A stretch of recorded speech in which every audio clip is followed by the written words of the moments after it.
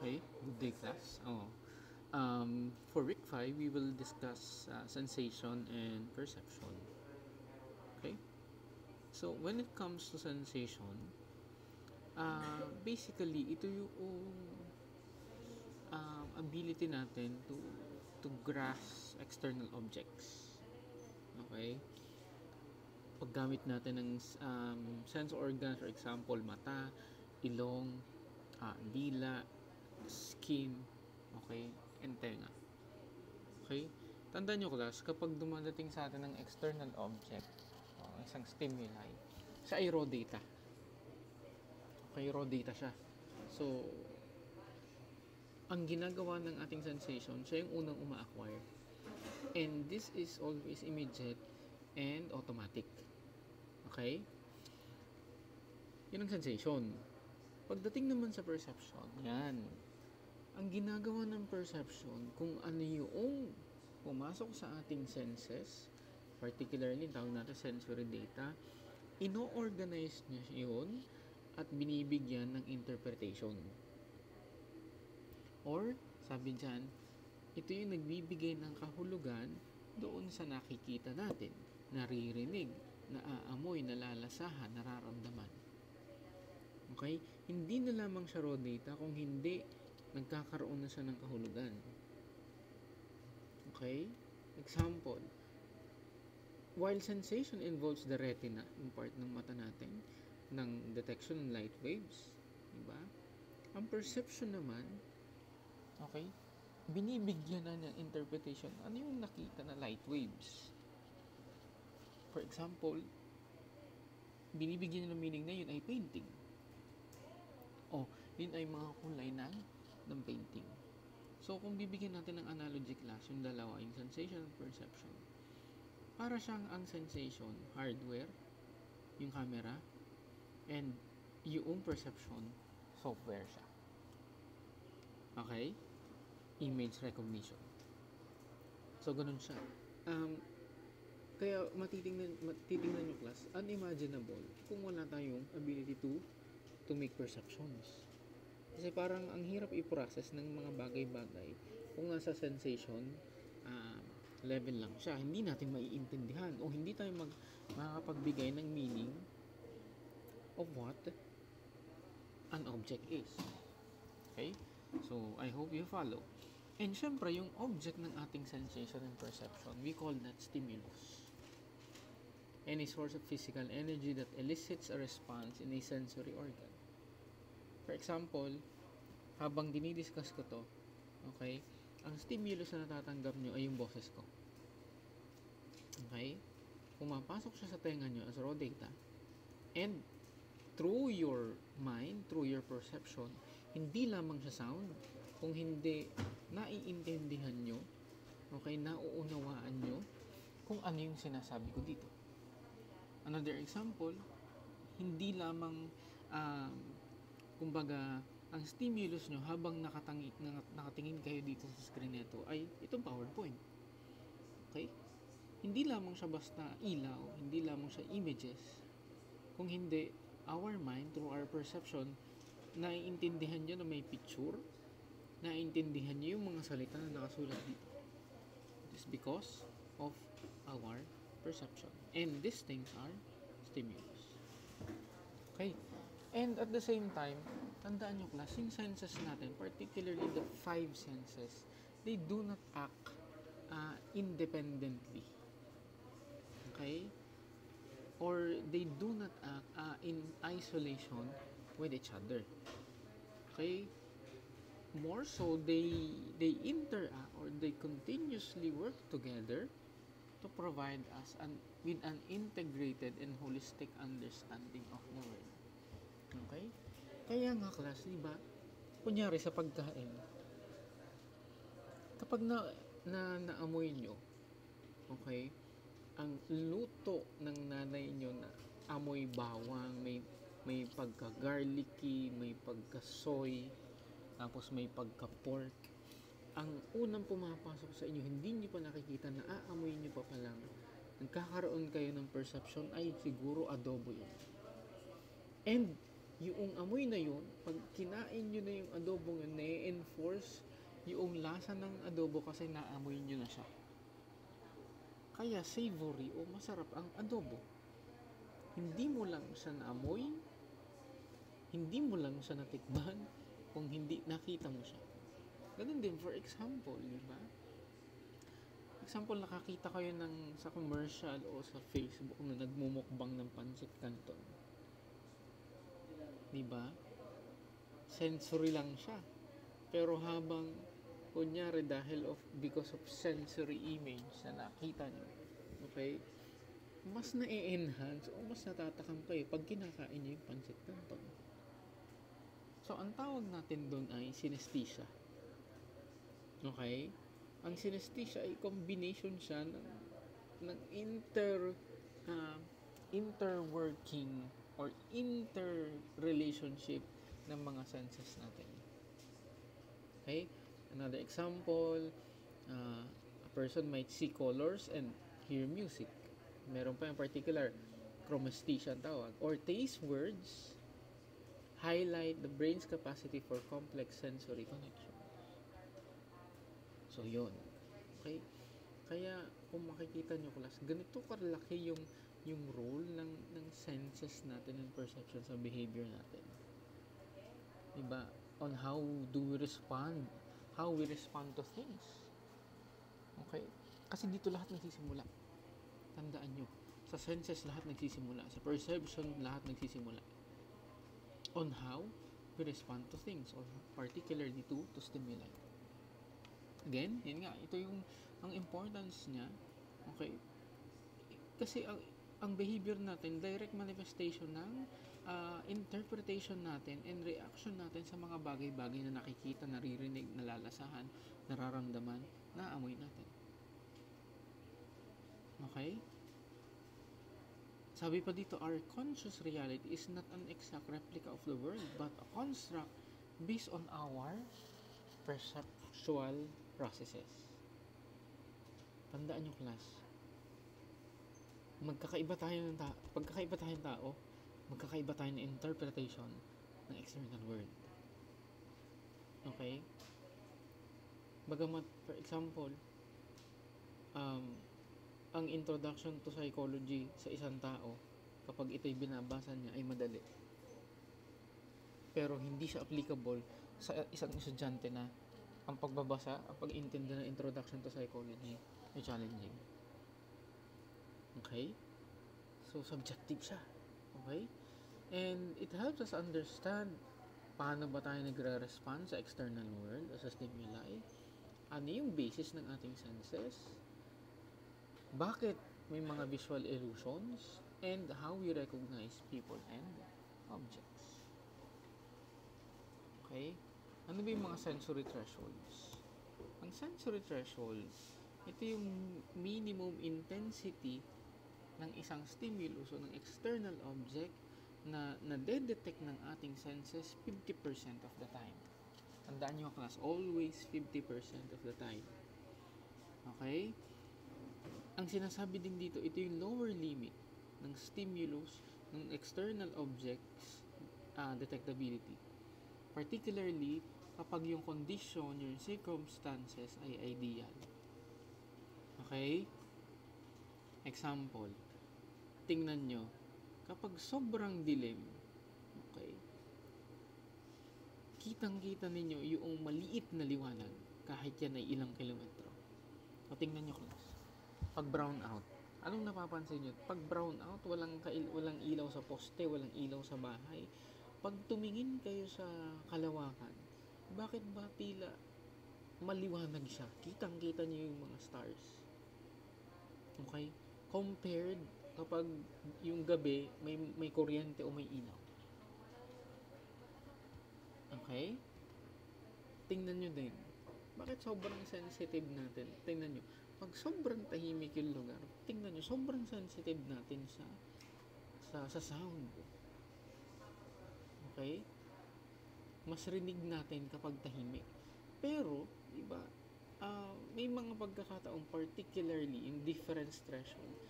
For example, yung sound, mas madaling ma-identify, okay, yung, yung sound kapag tahimik ang lugar kaysa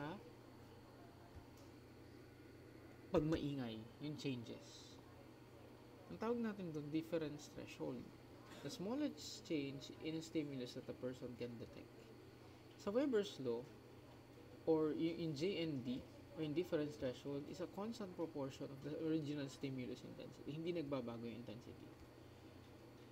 Okay? Lalo na kapag yung conditions, for example, yun nga, kapag maingay, mas mahirap ma-identify yung changes sa volume compared kapag tahimik. Okay? Now, meron din tayong tinatawag na sensory adaptation. Anong nangyayari sa sensory adaptation class? Ito ay, sabi dito, a decrease in sensory organ responsiveness following a prolonged exposure to an unchanging stimulus. Okay? Kasi 'di ba, kapag na-expose ang isang stimulus o ang isang object sa atin for the first time, kumbaga very receptive tayo. Pero along the way, para bang tila bumabalik sa homeostasis o parang hindi natin napapansin. Okay? Napaka-important nito class sa survival. Kasi pag laging para bang high 10 o nasa maximum level yung sensory adaptation natin, exhausting siya. Okay? Kaya para bang nagto-tone down yung sensory adaptation natin kasi mahalaga siya. Okay? Example, tingnan nyo. May mga nakasulat na example dyan. O, ibahin natin ng konti. Tingnan nyo. Pagpasok nyo sa kotse, tapos may air freshener, tapos ang amoy ng air freshener ay lemon. Di ba yung pagpasok nyo, parang amoy na amoy nyo yung lemon scent. Pero after 10 minutes, after 15 minutes, after 30 minutes, para bang nanonormalize yung scent at hindi nyo tila naaamoy o subtle lang yung amoy ng lemon scent. O tingnan nyo sa pagligo, di ba? Lalo na kapag malamig. Okay? Yung unang buhos ng tubig gamit ang tabo, sobrang lamig. Di ba? Mapapatalon kayo, di ba? Minsan, bago natin ibuhos yung unang buhos, parang nagdadalawang isip tayo. Pero tingnan nyo, pagkabuhos nyo, para bang nanonormalize o parang natotolerate natin yung low temperature ng tubig. Di ba ganun din pag naliligo kayo sa swimming pool, yung unang lublob ang pinakamalamig. Pero after that, okay, para ba nag-stabilize yung nag-a-adjust ang body temperature natin doon sa temperature ng tubig. Okay? So, yun ang tinatawag nating adaptation. Nag-a-adapt, okay, doon sa external stimulus. Okay? So, I hope you were able to understand sensory adaptation. Okay, how about the visual world? Tingnan nyo class. Okay? Ang tanong ko sa inyo, alin na mas mahaba dyan? Yung una, yung external yung arrow, o yung internal yung arrow? Marami magsasabi na ang mas mahaba dyan yung pangalawa and mas maikli yung nasa taas. Okay? Ang tawag natin dyan is the Dumoulin-Lire illusion. An illusion where two lines of equal length appear different. Sa totoo class, pareho sila ng length yung line. Okay? Yung hypothesis number 1 sabi, eye movements are greater on the longer seeming line. Pero yung hypothesis 2, ito yung mas acceptable. We unconsciously interpret the lines as corners of a room or building. Our brain corrects, quote-unquote, the size based on the assumption that a farther object must be larger. Kasi kung makikita nyo, para bang ang tingin natin doon sa pangalawang line, mas malayo siya o mas malaki siya. Kasi kapag layo, paglaki ng bagay. Di ba may mga makikita kayong edges sa mga pictures or sa drawing na parang mas malaki yung malayo. Pero kung titingnan nyo, pareho sila ng shape nung nasa malapit. Okay? Okay, kung makikita nyo, senses ang gumagana, pero doon sa Mueller-Lear illusion, it's how we perceive. Okay? It's how we perceive. Now, punta tayo sa senses. How we see. So, syempre sa mata natin. Yung cornea, okay? Yun yung transparent outer layer that focuses light. Yan. Okay? Transparent siya. Hindi masyadong kita. Parang watery like yung composition niya kapag tinignan niyo yung mata niyo. Yung pupil naman, nasa inner siya. Okay? Yung kulay itim, it controls how much light enters. Para siyang sa camera. Ito yung sa camera, if I remember, yung ISO. Nababawasan, nadadagdagan yung ilaw na pumapasok sa mata natin. Okay? Yung lens naman, nasa mas innermost siya, changes shape to focus on images on the retina. Kumbaga may makikita kayong images na ito yung class na para bang nagbabago yung shape. Lalo na ito yung autofocus, parang yung lens ay yung autofocus sa camera. Yung retina naman, okay? Ang retina, light sensitive layer with two types of photoreceptors. Ang retina class, meron siyang dalawang photoreceptors. Ito yung retina, yan. Para nasa likod siya. Yung rods for night vision, sensitive to black, white, and gray. Yung cones for color vision and fine detail require bright light. Alam nyo class, yung retina, yung rods, yung parts na ng rods and cones, para siyang nagbibigay ng quality ng graphic. O sa madaling salita, kung ilalagay pa natin sa layman's term, ito yung nagbibigay ng megapixel. Okay? Yung rod sa chrome siya, sa monochrome siya focus, yung cone sa other colors, sa brighter color siya. Okay? Pagdating naman sa tenga natin, okay, yung outer ear, ito yung, kaya class kung makikita nyo, parang yung outer ear natin paloob. Okay? Paloob kasi siya yung unang kumukolekta o siya yung unang sumasalo ng sound waves. Okay? Papunta sa indram. Parang kung makikita nyo, di ba pag ganun yung tenga natin, okay? Parang naka-shell up siya para yung sound waves pumasok ng maayos doon sa eardrum natin. Okay? Yung eardrum naman natin, or tympanic membrane, okay? Ang tympanic membrane natin is a thin vibrating membrane, ito yung class, that responds to the incoming sound waves. So, dumadalo yung sound waves sa tympanic membrane. Okay? Kaya napakahalaga ng eardrum. Kasi pag nabasag yung eardrum na yan, for example, sa intensity ng sound o sa damage, for example, pwede kang mabingi. Okay? Yung middle ear naman, yan, andito tayo, middle ear contains 3 small bones. The malleus, yan, incus, and stapes. Okay? Ang tawag din dyan, hammer, anvil, and stirrup. Okay? That serve to amplify and transmit the vibration. Papasok sa eardrums, i-amplify, okay? Para mas gagawin clear yung sound waves. Okay? Ita-transmit yung vibration ng sound waves na na-receive sa eardrum. Para siya, kung titingnan nyo class, para siyang parang bang tawag sa Tagalog o sa English, parang tube. Diyan pumapasok yung sound waves. Okay? Pagdating naman sa inner ear, okay? Pagdating sa inner ear, ito yung final destination ng sound waves. Sa inner ear din class, contain niya yung cochlea, okay? Meron siyang fluid, tsaka para siyang suso, snail shape daw. Okay? Ang gagawin niyan kapag na-receive yung sound waves, yung fluid niyan magmo-move Okay?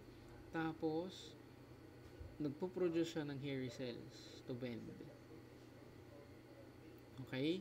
In turn, yung hairy cells na yon acts as transducers, converting the mechanical vibration into neural impulses that are transmitted through the auditory nerve to the brain for interpretation. Yon.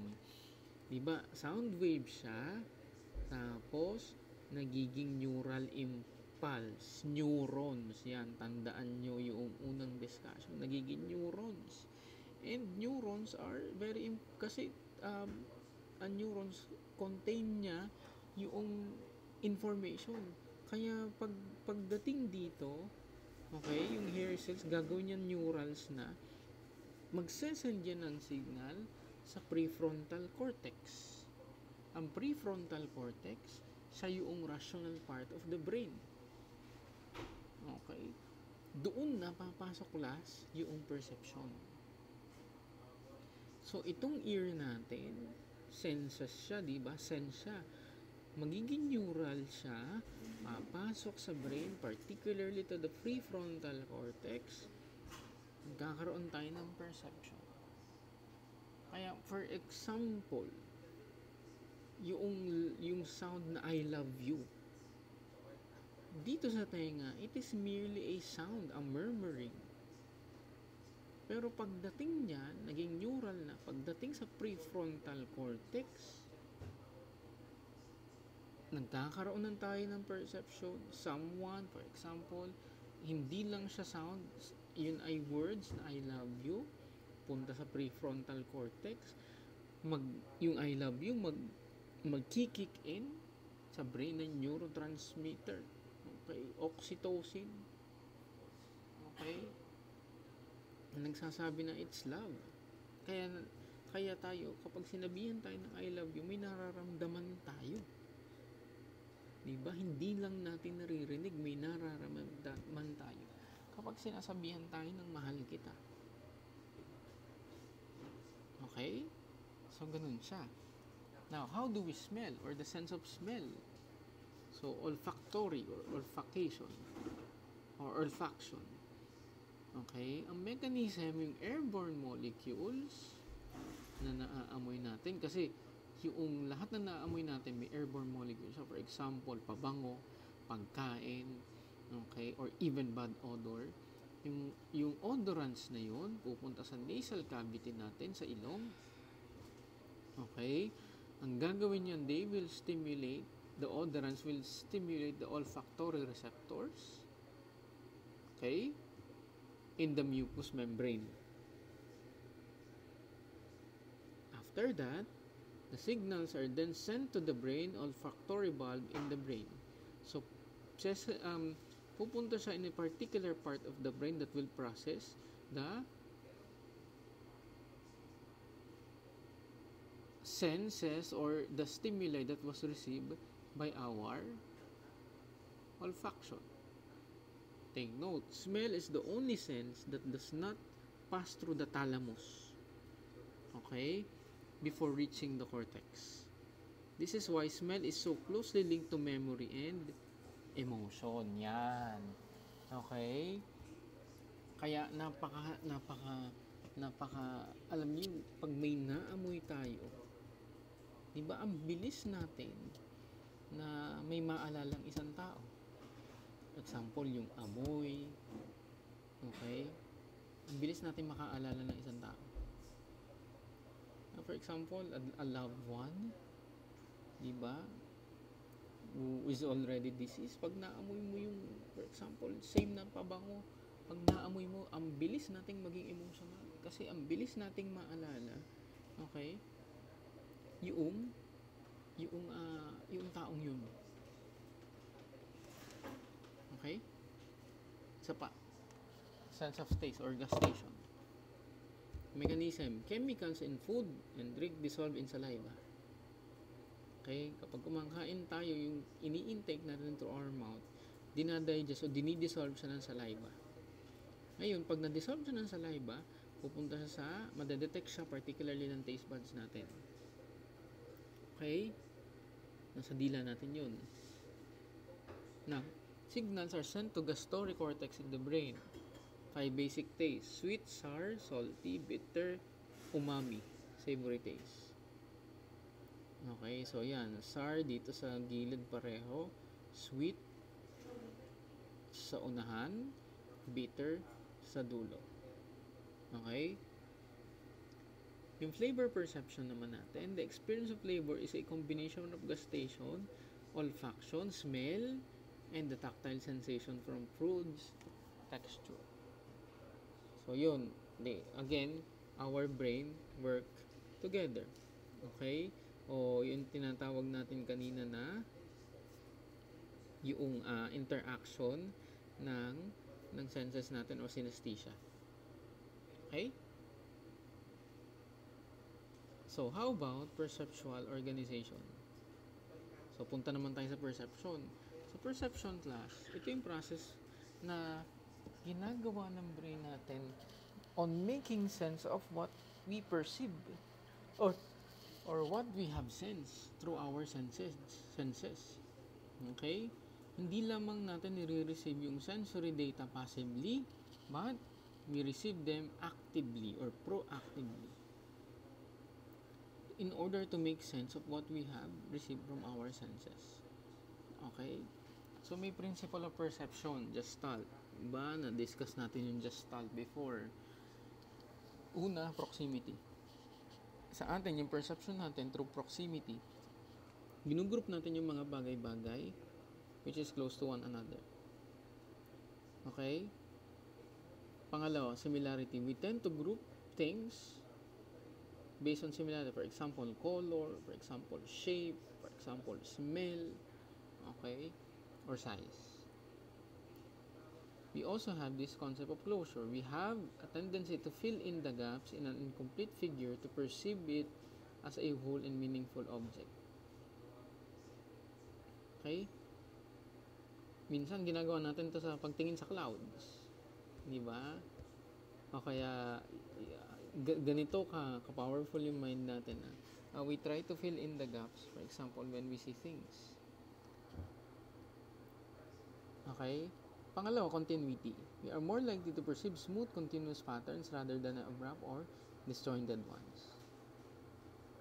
Okay? Mas appealing sa senses natin yung patterns na swabe, na maayos, kaysa sa abstract. Okay? So class, this is just a short discussion of senses and perception. Okay? So I hope you learned something from this lecture. Thank you and have a good day.